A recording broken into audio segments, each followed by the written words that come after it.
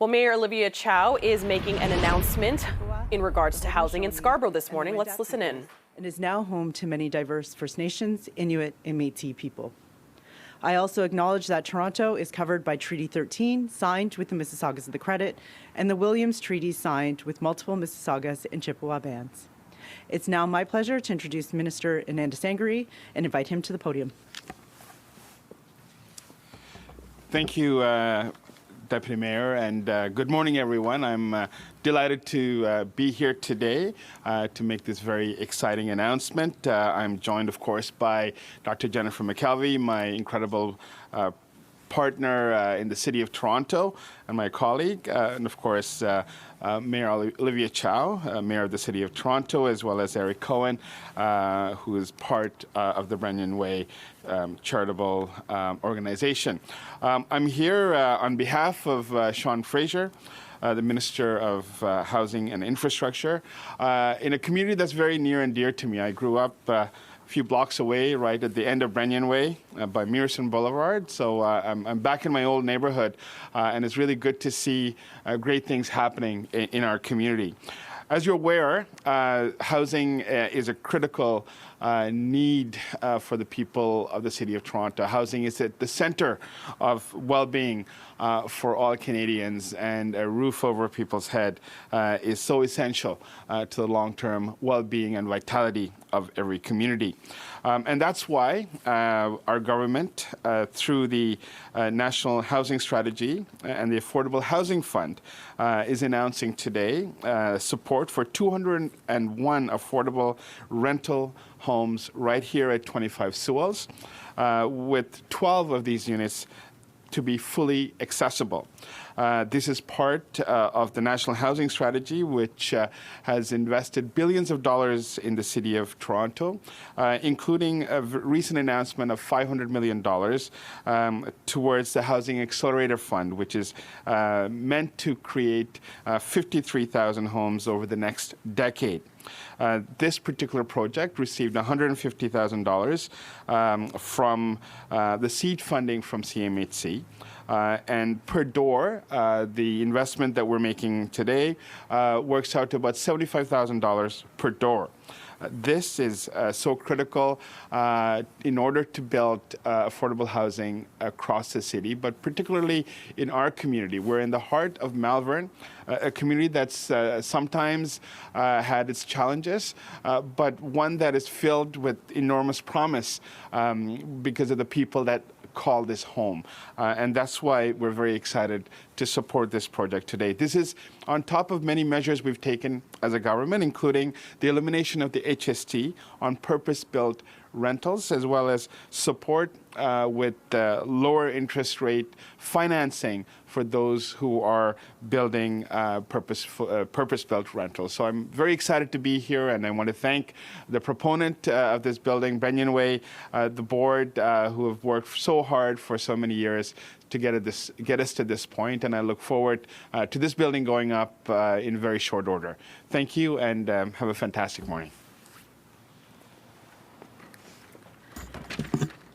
Thank you, Gary and Ananda Sangari. It's been a real pleasure to work with you on this project, and thank you for your commitment to the people of Scarborough Rouge Park and to affordable housing.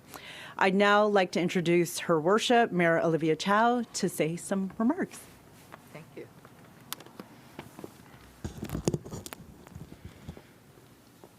People in Toronto are finding it harder than ever to find a home. Many families are living in a bit of a exhaustion because they are worried that they would face evictions. And some of them have to move quite often.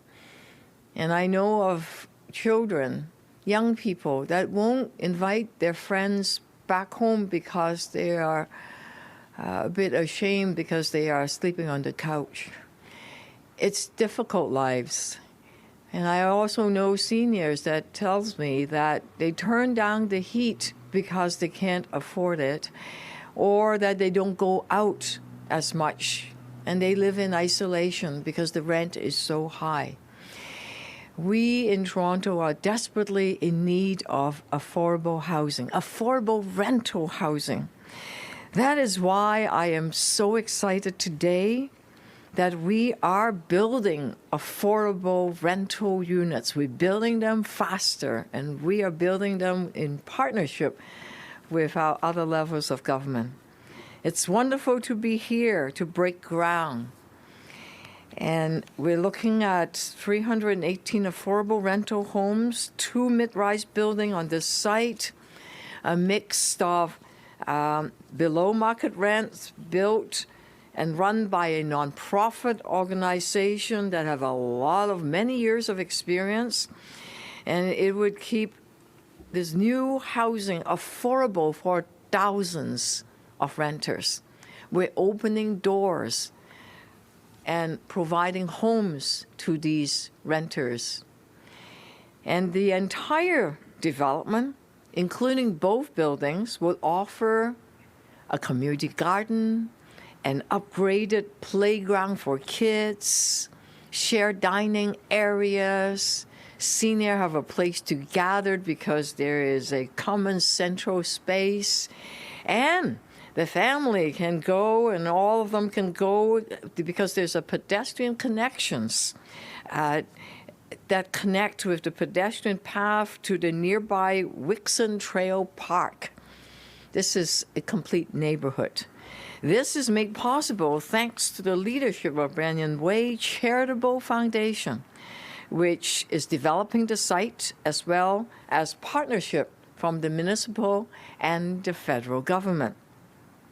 Through the city's Open Door program, City Council has approved $3.37 million of capital funding and $27 million of funds that we will not be collecting. It's a financial incentives. This includes not paying the property tax or development charges and permit fees, all of it making this site possible. This is, of course, you heard from the minister that the federal have grants and low-cost loans. In 2 days, City Council will be reviewing my 2024 budget to get Toronto back on track. As you know, I've inherited a big financial mess, but we are committing our funds to build housing, to build more housing projects like the one we're announcing today. We are, through the Housing Secretariat in the Toronto Community Housing, we are delivering 24,500 new homes. Further, the budget provides for additional 1,296 rent geared to income units.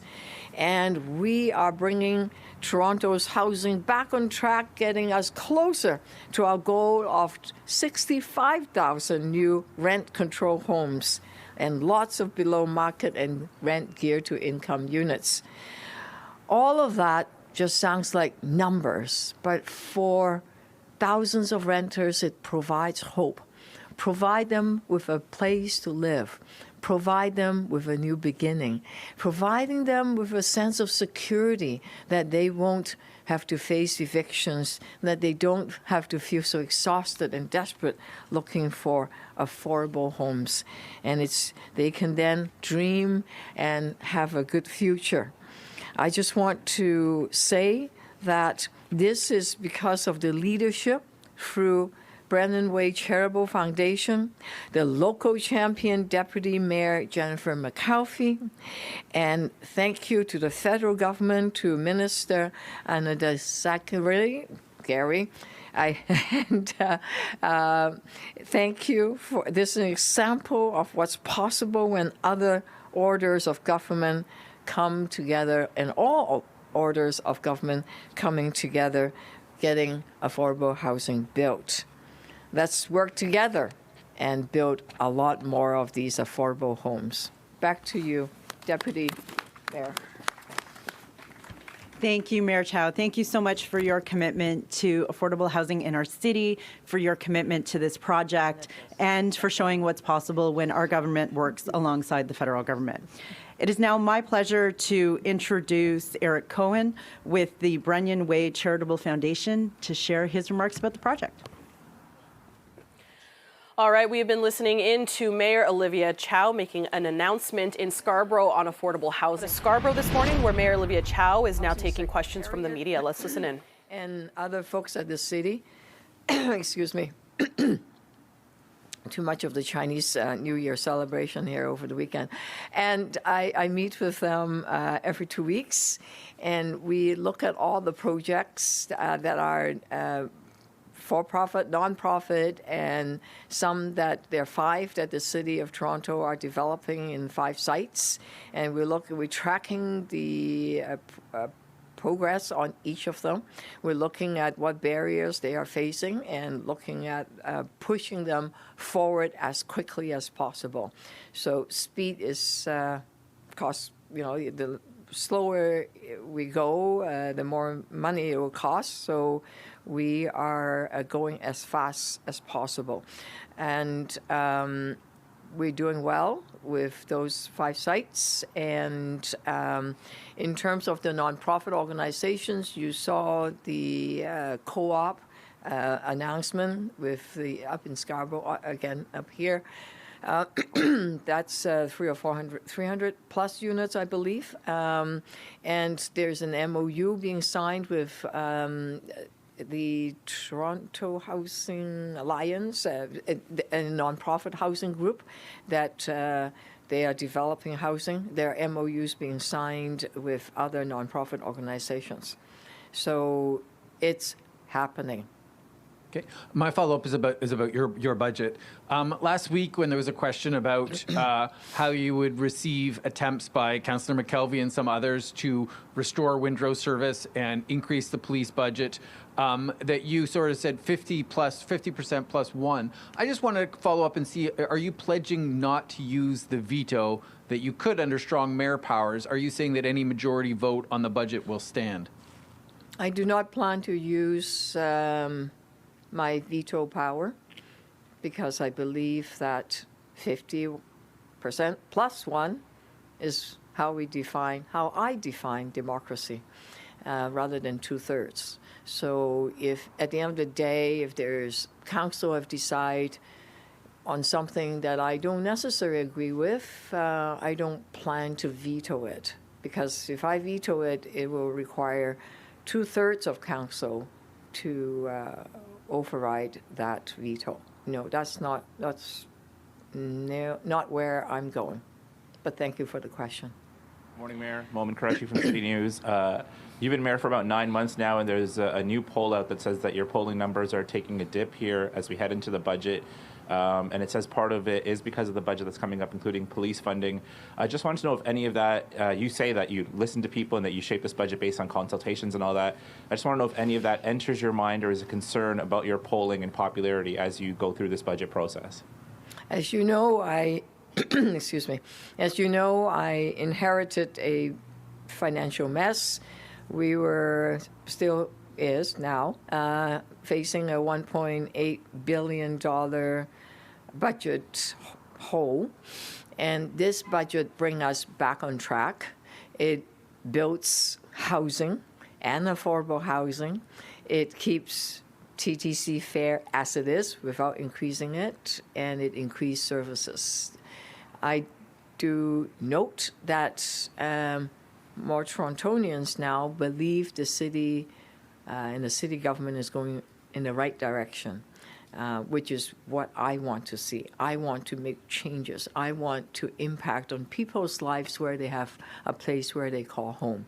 As to my numbers, their numbers, I want to do what needs to be done to get the City of Toronto back on track.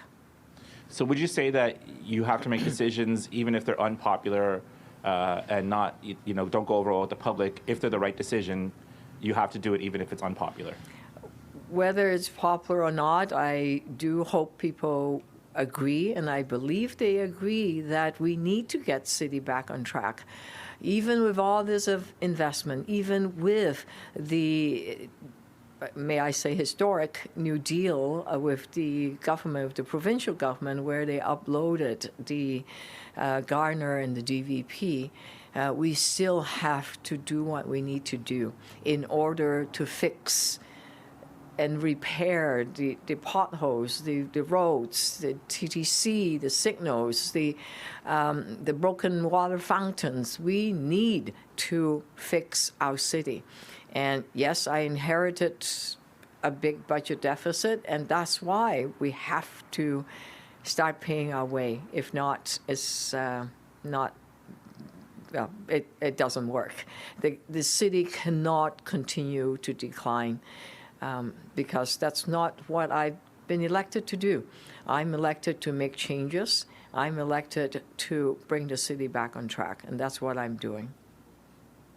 Good morning. Courtney Heels with CP24. Mayor, you were at an office a couple of weeks ago where you were talking about affordable housing, and at that time you noted some people on the wait list for as long as 8, 9 years. I'm 10, wondering, 12, 13 years. The demand is very high. I'm wondering if you think the city is able to hit that rate at any point. Is the demand too great? Do you have enough support to reach it? Thank you for that very good question. I spent all day yesterday visiting the Toronto Seniors Corporation Housing. I must have met 300 or 400 seniors. I went to 4 or 5 seniors housing units. And I asked them, how many of you waited for 10 years more? And they all put up their hands on getting into the housing. Some say 12, 13 years. And some say that they can't wait so long. They have friends that are desperately waiting for housing. Of the 80+ thousand households waiting for rent geared to income housing, a third of them are seniors. The other third are families. They have children. The children sometimes they grow older. They're no longer children by the time they get the housing they need. That is why you're watching today. It's all hands on deck. Wonderful charity foundations like Mr. Cohen's foundation, like Brennan Charitable Foundations, the federal government, the ministers, and Deputy Mayor, all the local councillors coming together saying, we must build housing faster, more of them. And in this budget, there are only just less than 2,000 units of rent geared to income housing. Nowhere near enough. We'll try to do a lot more so that people don't have to wait so long. We're doing our best we can, and the more support we get from other levels of government, the more we can do. I'm open for ideas, and I've been meeting with CEOs from banks, from a lot of the developing industry, talking about how we could work together. And you know what's most encouraging? That makes me hopeful. There's a desire, no matter whether you are a bank CEO or development companies or ordinary folks or any levels of government, no matter what party, I'm hearing a desire to do more and do it faster, which is what gives me hope. All right, Mayor Chow answering questions from the media in Scarborough this morning after an affordable housing announcement.